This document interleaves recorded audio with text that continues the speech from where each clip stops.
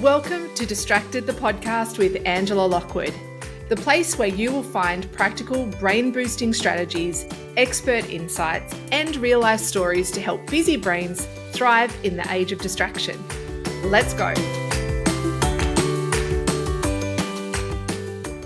Welcome to Distracted. I'm Angela Lockwood. Thank you so much for joining me today. Today I am joined by Josh Hall. Now this is going to be a really great conversation actually, because he is a high performance lead with the Gold Coast Suns Academy for Aussie Rules. So AFL, most people would know that as. But Josh also comes to us with a whole range of other sporting background. He is a clinical exercise physiologist, has a master's in high performance. He was a national high jumper, set to go to the Olympics. He's all this wonderful story. He is a dual professional athlete in both rugby league with the Penrith Panthers, as well as the Gold Coast Suns Academy, Gold Coast Suns player. Oh my gosh, I just got so tongue-tied then, Josh, because it is such an impressive background. I even tripped over myself there, but I would love to welcome you because we have so much to talk about. Welcome to Distracted. Oh, thank you. It's very exciting to be on. Yeah, thank you. And I was sort of like trying to read through your bio then and remember it. And it is such an impressive background. So no wonder you're in the position that you're in with the Gold Coast Suns Academy, which we will get to. What I'd really love to talk to you about, you have so much expertise in this professionally, but also personally in what it takes to be an elite athlete, what it takes to be an elite athlete in multiple sports, and also as a kid, what it was like for you. So I'd love to jump into that before we get into some of that work that you're doing with elite athletes now. What was it like being a young kid who obviously was talented in sport, athletics? What were the things that you had to do in order to basically compete at really high levels? Yeah, to be honest, it's sort of hard to pinpoint any one thing. It wasn't. I didn't mean to or anything like that. But yeah, growing up sort of in central Queensland in a mining town, dad was a coal miner. Mum didn't work. Back in those days, we didn't have any social media or anything like that. So it was just be outside, kick the ball around. I have 3 siblings that I was just playing with all the time. So I got quite competitive amongst the siblings, and we just played any and every sport around town. Mum and dad would travel 2 hours to Mackay and Rockhampton to give us the opportunity to play games with other kids and within teams. And I think I was just competitive and just loved sport so much. So there wasn't anything, like I said, pinpoint that I had to overcome. But it was just back then. It was just that's all I knew was sport and playing with your friends and Tuesday training, Thursday training, playing on the Saturday, and it was just a bit of fun for me back then. And you say 3 siblings. What were they? Were they brothers, sisters? Yeah, I'm just picturing so backyard. I'm the eldest, and then my brother's 1 year younger than me, and we're very, very similar in, I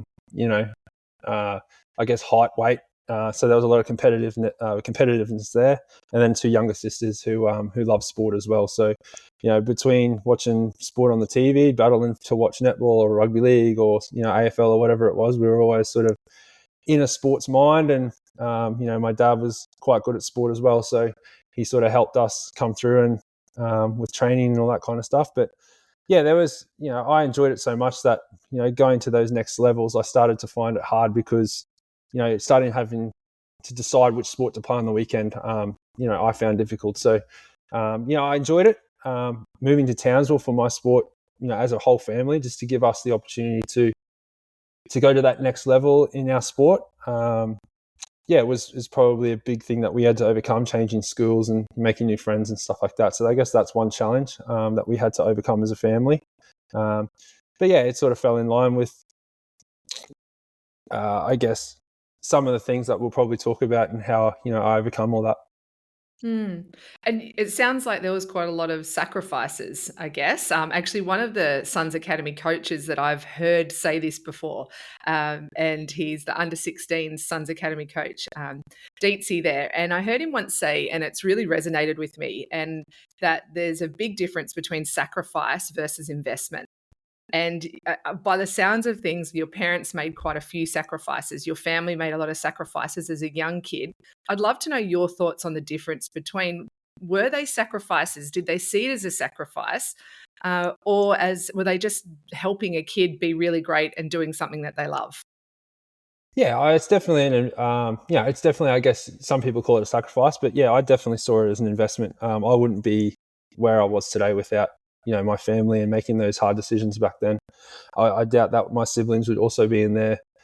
They wouldn't be where they are without it as well. So, we made the decision as a family. It was never someone who just made the decision. It was always, we sat down and discussed it. And, um, you know, the word investment wasn't used, but yeah, I definitely, now looking back on it, was definitely an investment. And I try to, if someone has a hard decision coming up, it's always we always sit them down and try to give them all angles and all the information so that they can make an informed choice. And yeah, use it as I guess, an investment chat rather than, oh, you got to sacrifice this, you got to sacrifice that. You can't do this anymore, you can't do that anymore. But yeah, those decisions are hard on young kids and families. So yeah, we try to give them as much support as we can.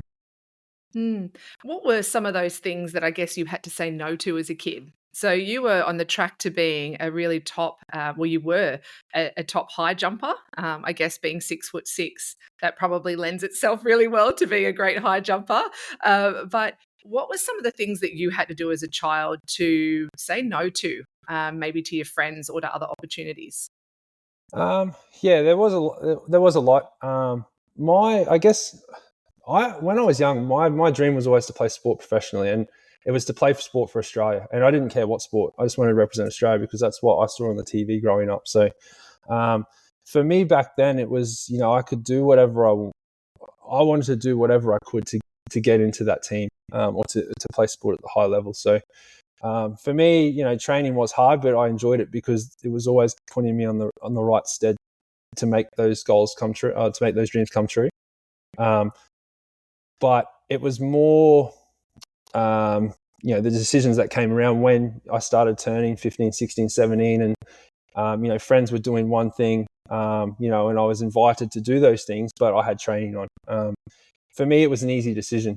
Some things I did, I guess, sacrifice to get to where I am today. But I think it was more, I think it was something deep down. My desire to reach my goals was always at the forefront of my decision making, um, which made it an easy decision in the end, for me. But yeah, it's just something that I guess individuals, everyone has a different maturity level at that age, and I felt like the stuff that I had to go through in moving homes and moving schools and making new friends and all that kind of stuff, I think put me in good stead to make those decisions. But I guess all those difficult decisions or just decisions that you had to make, what did that teach you about yourself being as a young kid?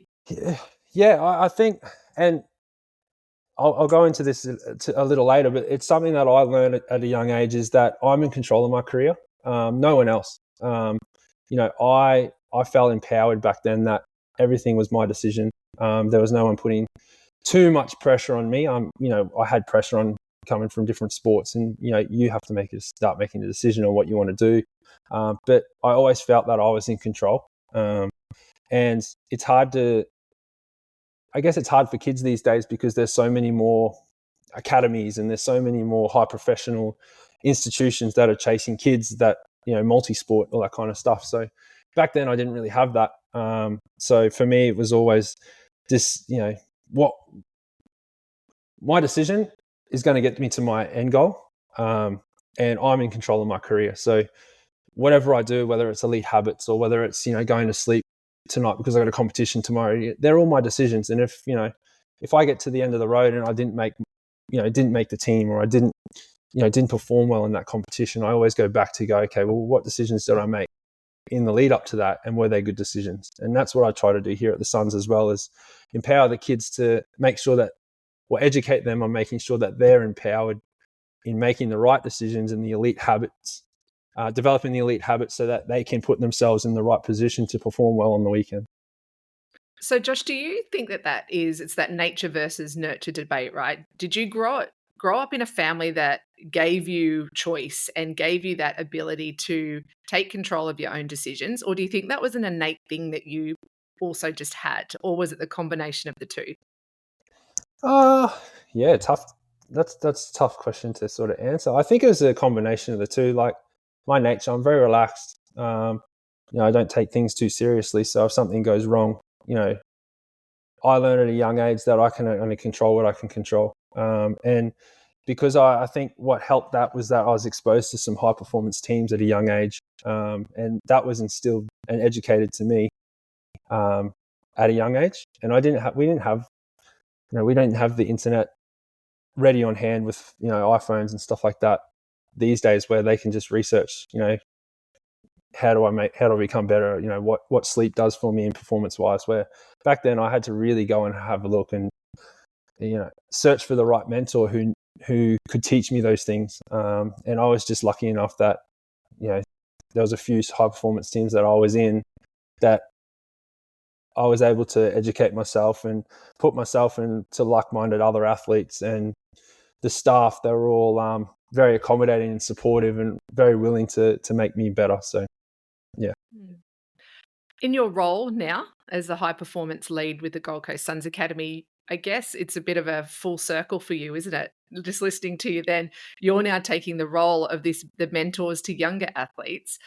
What are you seeing as some of the challenges that kids now are coming through? And of course, you've already touched on it a couple of times. Luckily, you didn't have social media when you're younger. But is that really the big issue for a lot of kids now, or are there other things going on for them? Oh, yeah. Well, when I was growing up, it was very, very different. Sport was very different. Back in the day, it was, and I was just talking to a couple of our, AFL players and AFL staff about this, similar things. Is that, back in the day, you knew what kids were doing. They were training Tuesday, training Thursday, playing on a Saturday. Everyone was watching the same TV show. Everyone was going to school talking about the same stuff. Where these days, we got our 16 to 18-year-olds that come in, and we have no idea what else that, there's the wide variety of things that they can be doing, with streaming services and, all the social media stuff, it's just so much stuff they have access to these days.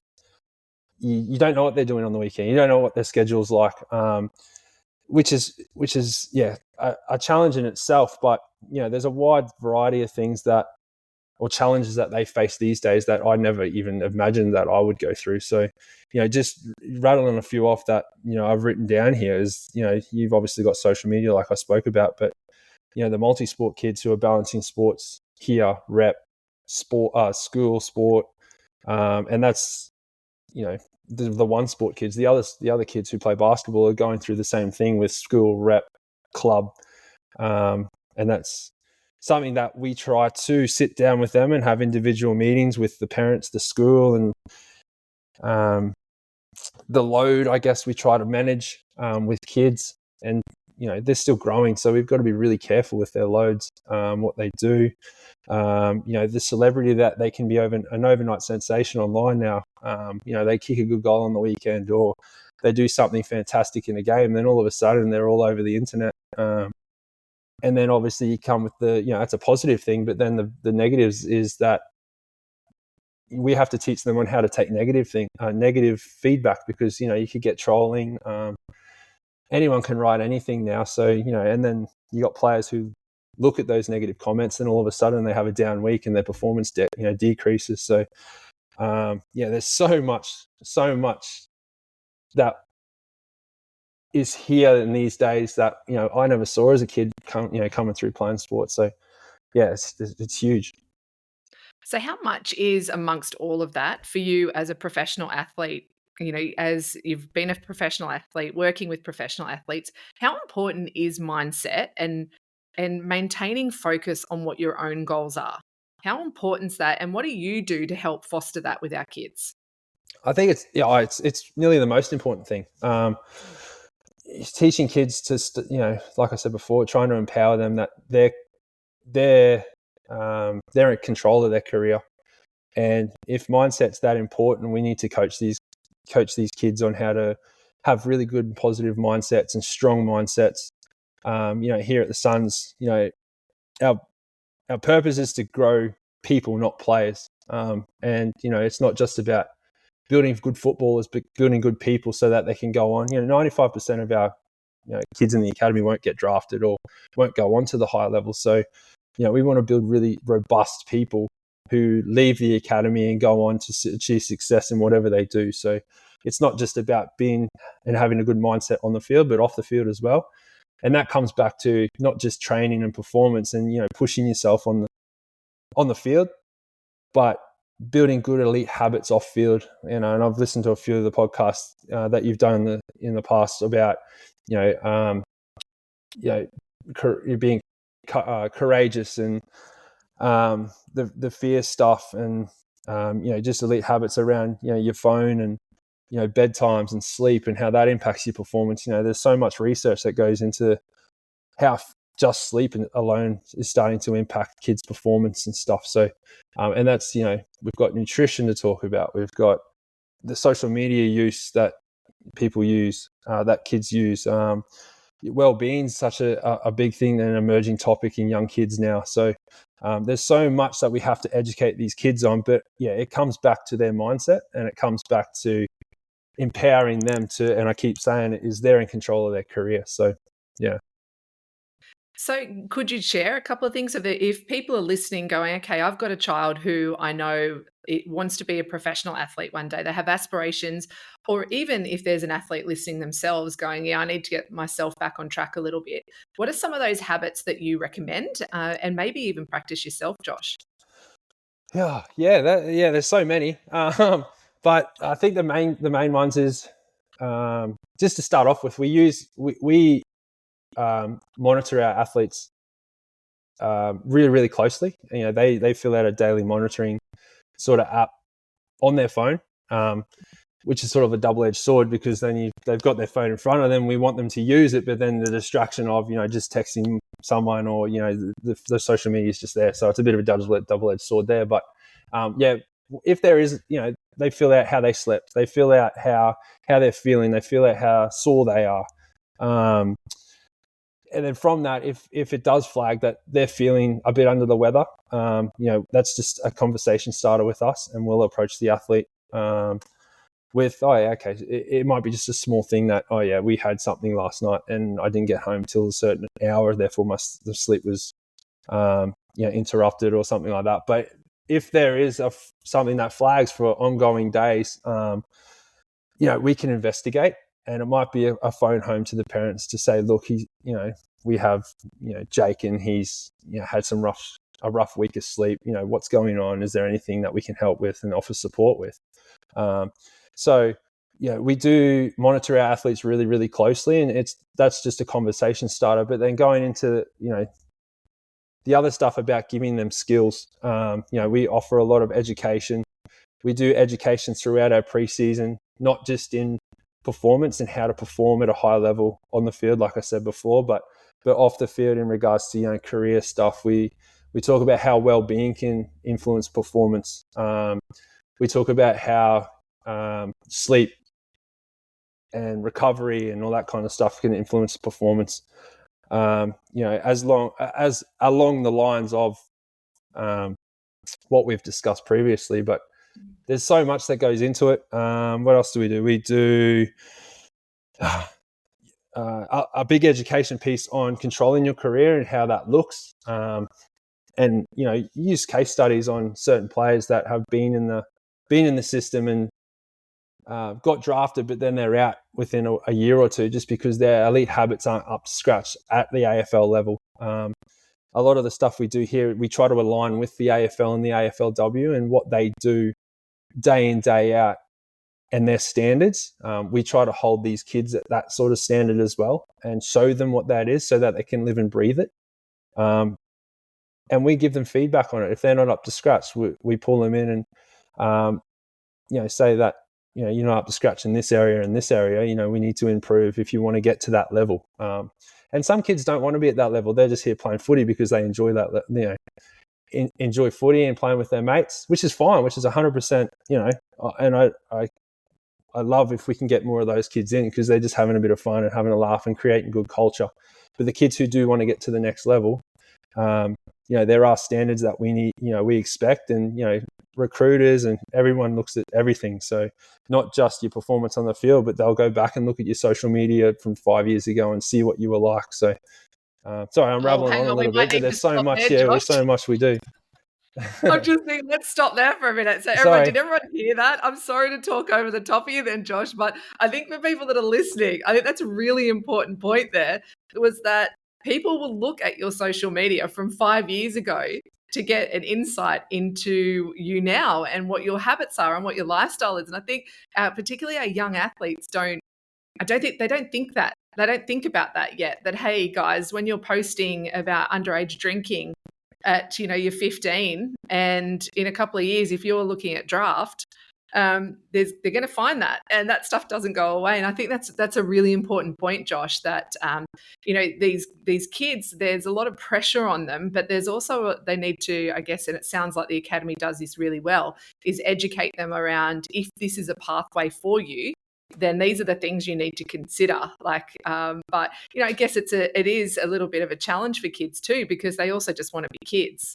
And so to sort of think, gosh, I think about me at 15, thinking about, gosh, 20 seems so old at 15. But like for you, you started you started playing AFL, didn't you, at 20, and you ended up going on and being a professional AFL player.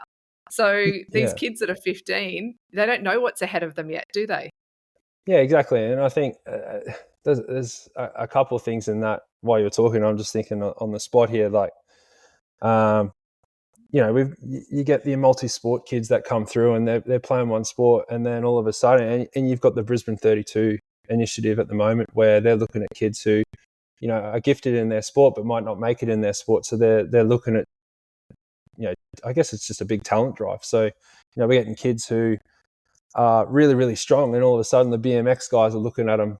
BMX racers are looking at them. You've got, people from rowing looking at basketballers because they're tall. Who knows what a 15-year-old's going to go through in the next 6-7 years with their talent drive and stuff like that. So, and everyone grows differently, everyone matures differently. I didn't, I could bet on my life that when I was 15, I did not expect to be playing AFL because I wasn't really interested in AFL. I was a rugby league from North Queensland. That's rugby league's heartland up there. So, it's very interesting how you can see, a 15-year-old and all of it, they're the smallest in they're a midfielder, and then all of a sudden they get to 18 and they're the tallest one there, and then all of a sudden they're a ruckman. So it's pretty cool how kids grow, and whether it's an environment or an innate thing, their mindset grows with that, and what they're exposed to. So we just try to offer a really supportive environment for the kids to grow into really, really good people as well as players. Yeah. Do you think there's too much pressure on young athletes? I think it's hard. I think there's a lot of pressure. There's a lot of pressure, and it comes from a variety of areas. And like I said before, there's every man and his dog's offering some sort of academy or excellence program. It was hard up in North Queensland because there was none. It seems like the Southeast is becoming really, really dominant with sporting excellence. And you're sort of not seeing that up in, Cairns, Townsville, Mackay. Those kids in our academy, which is our area and our hubs up there, don't have the same access as the kids on the Gold Coast in Brisbane with the Lions as well. So we try to, I guess, mitigate that by offering them programs. And, we go up every so often to try to meet with those kids so that if they do end up getting talent ID'd and come down here, they're not behind. They can sort of fit in with the structures in the program athletically and with their footy IQ. But yeah, you're right. There's pressure. There's pressure, and I think there's more pressure in regards to life in general, not just in sport, but because of whether the internet, the amount of things that you have on offer. Everyone's got a phone in hand these days. Everyone's filming everything. Everyone's this and that. So, whether that's attributed to that, I don't know. But I feel like everyone's has a little bit more pressure than we did 10, 20 years ago. Yeah. Yeah, and touching on that a little bit, how do you in the academy Particularly, how you see all these kids that are online now. They're on, sound like an old lady there, but all these kids that are online, but they're looking at these young kids are giving advice to young kids around nutrition and what their training schedule is, and they're putting photos of, these fit bodies, and they're saying, "This is what I eat in a day, and this is my training." How do you balance that or educate the athletes in the academy around balancing what they see online and the advice they get online with the expertise of the guys that are and the women that are in the academy? The people like yourself who actually know what they're talking about. Yeah, I hope that I know what I'm talking about. Thanks, but um, yeah, that's a hard one too. And obviously, you've got all if we call them influencers that are coming through with social media and stuff. So um, yeah, we try to keep it in line with, like I said, we try to align with the AFL and the AFLW, and most of the standards across, not just the Suns, but all the clubs are offering, really, really, obviously, really highly professional quality programs. You know, everyone here at the Suns is a resource for these kids. We've got wellbeing officers, we've got S&Cs, we've got a chef, we've got a dietitian, we've got, anyone you can think of. There's someone at the Suns that could obviously help them out in that area, whether it's career or performance or whatever it is. So we try to push them in that direction first. But in saying that, we do, and this is coming back from me. I loved researching. Someone would tell me to go and do something. I want to know why I'm doing it, and I think that's how I got to where I am, by understanding what I'm doing it and why I'm doing it, and that motivated me to do it a lot more, if that makes sense. So I try to push the kids in that direction as well. We're using, at the moment in rehab, we've got a couple of ACL male and females, and the physios are pushing them to use some more blood flow restriction training. And I'd used that as a kid as well when I was doing rehab. So I understood the mechanics of it, but I wanted the kids to go and research what it does for them. So I pushed them to go and say, okay, this is what we're going to do today, but I'm not going to tell you what it does. I want you to go and find out what it is. So I'm trying to use social media and the internet as a resource for them, so they can go and actually do their own research, and find out why they're doing things, and hopefully, for me, pushes them and motivates them to want to do it a lot more. So yeah. That's a really great skill for life. So how many times do we go and consult somebody and they just tell us what to do when we go and do it blindly? That's a really wonderful skill for life. I think Josh, also on that, I want to know, I also wanted to push them to know and do it correctly, because you can always go and find out something and it's the wrong information, or you're looking in the wrong place. And we try to, once they come back to me and it is the wrong information, that's when I can say, oh, no, this is how you go and research that, or this is how you go and research, you got to look at, evidence-based, or you can't just look on Instagram. You've got to go and have a look here. You've got to have a look at there. So I think that's a part of it as well. Yeah, great. I have two questions for you before we finish. The first thing is looking back over your amazing career. What has been the biggest lesson that you've learned throughout, whether it be through your athletics, through moving, towns and states, or if it's going between NRL and AFL, even if it's through your work career? What's been the biggest, I guess, lesson that you've learned about yourself through all of that? Oh yeah, that's a tough one with thinking about it sort of on the spot. I think going back to, and I learned it quite young, but I've always sort of stood by it, was just controlling what you can control and not worrying about what other people think, or we're not worrying about, my flight's delayed, I'm going to get in late, therefore my performance is going to be, my performance for the competition tomorrow is going to be influenced. Only controlling what you can control, but then also going with that, I can control my career, and I'm in control of it. So I'm my biggest influence, if that makes sense. I think that's sort of the biggest thing that I learned at a young age that I still continue to use today and instill in the kids that I see in the academy. Mm. Well, looking at those kids, that's a great lesson. Looking at the kids that you're working with now, my last question for you is, what do you hope for them? So that you've got these kids that are coming through, or these young men, young women that are coming through the Suns Academy. They've got the support that they have all around them. They've got wonderful role models. They've got the knowledge. They've got everything really for them to be really good, confident, capable not just athletes, but as you say, as the Suns do, really great people.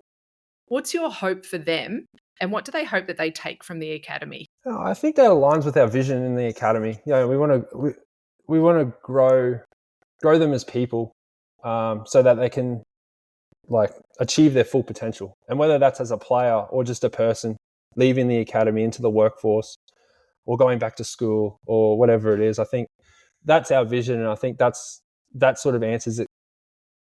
In one sentence. You can go in and develop. You can go into specific players, and I want this for them, want this. But ultimately, for the whole sort of cohort, we teach them to put the jersey in a better position than when you got it.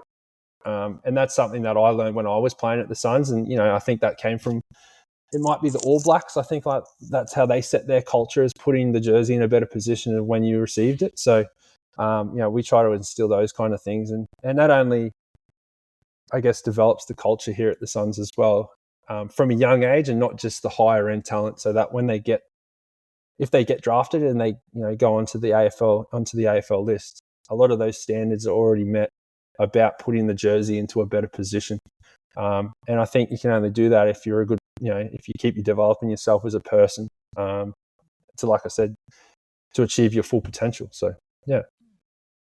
Thanks so much, Josh. It sounds like all these young athletes are in fantastic hands. So thank you so much for sharing your expertise and your story here on Distracted. Thank you very much. Thanks, Josh.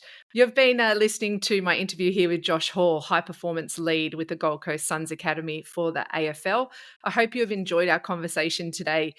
We did talk a lot about what it's like for young athletes coming through. And if you're listening to this and you know that there's a young athlete in your world who might benefit from listening to this, it could be AFL, they might be playing a completely different sport, but you know that they need to hear some of these valuable insights that Josh shared today. Please share it with them, share it with their parents, because these kids need really good positive role models in their life. So share the episode. But until next time, thanks so much for joining me. I'm Angela Lockwood.